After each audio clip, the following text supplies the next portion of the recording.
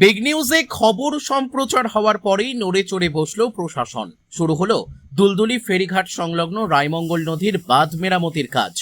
উত্তর চব্বিশ পরগনার হিঙ্গলগঞ্জের দুলদুলি ফেরিঘাট সংলগ্ন রায়মঙ্গল নদীর বাঁধ দীর্ঘদিন থেকে খারাপ অবস্থায় পড়েছিল। আগের প্রশাসন বিধায়ককে বারবার বলেও হয়নি কোনো কাজ। মাঝে মধ্যে দায়সারার মতো ত্রিপাল দরমা দিয়ে কোনো রকম রিপেয়ারিং করে দেওয়া হয়েছিল, যা কিছুদিন পরে আবার যা তাই হয়ে যায়। এলাকার মানুষের দাবি, এই ফেরিঘাট সংলগ্ন রায়মঙ্গল নদীর বাঁধটি স্থায়ীভাবে কংক্রিটের বাঁধ করা হোক। বর্তমান সরকার প্রশাসনের পক্ষ থেকে আশ্বাস দেওয়া হয়েছিল, সেই মোতাবেক ইরিগেশন দপ্তর জরুরি ভিত্তিতে দ্রুততার সহিত কাজ করছে, এমনটাই জানিয়েছে তারা। এই গতিকে কিছু মানুষ সাধুবাদ জানিয়েছেন, আবার কিছু মানুষ তাদের দ্বিমত পোষণ করে বলেছেন দ্রুত করতে গিয়ে যেন নর্মাল কোনো কাজ না হয়। তাদের দাবি শক্তপোক্তভাবে দীর্ঘস্থায়ী বাঁধ নির্মাণ করতে হবে। হিঙ্গলগঞ্জ থেকে প্রদীপ সরকারের রিপোর্ট, বিগ নিউজ বাংলা।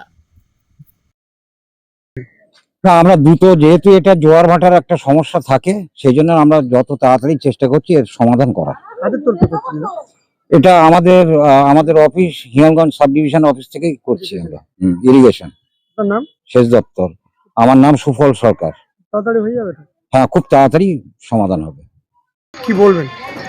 এ তো দীর্ঘদিন ধরে এখানে এরকম অবস্থার মধ্যে ছিল, এবং এবার জোয়ারে এটা পুরো বসে গিয়ে অসুবিধা হয়েছে। একাধিক চ্যানেলে এটা দেখানোর পরে আজকের এখানে প্রশাসন কাজ শুরু করে দিয়েছে এবং অলরেডি কাজটা শুরু করছে। হ্যাঁ, দেখানোর পরে কাজটা শুরু হয়েছে এখানে, এবং আমরা সেই চ্যানেলকে ধন্যবাদ জানাচ্ছি, বিশেষ করে তারা দেখানোর পরেই কাজটা যেহেতু শুরু হয়েছে এবং প্রশাসন এই ব্যাপারটা দেখাশোনা করছে। এলাকাবাসী হিসাবে প্রতিদিন যাতায়াত করার ব্যাপারে আমরা সত্যি অসুবিধার মধ্যে পড়েছিলাম। সত্যি চ্যানেলকে ধন্যবাদ আমাদের। আপনার নাম? গোপাল চন্দ্র পাত্র। একদমই যা ছিল তাছাড়া ছোট করে দিয়ে বেরিয়ে যাচ্ছে, যেমন তেমনভাবে কাজ করে দিয়ে বেরিয়ে যাচ্ছে। রাস্তাটা যা ছিল চওড়া, সে তাছাড়া ছোট করে দিয়ে বেরিয়ে গেছে। সাধারণ মানুষই তো অসুবিধা হবে এখানে। হচ্ছে তো তাই, বারবার ভেঙে যাচ্ছে। ওরা যেমন তেমন কাজ করছে। কোথায় এটা? এটা দুলদুলি দুলদুলি কোথায়? দুলদুলি ফেরিঘাট।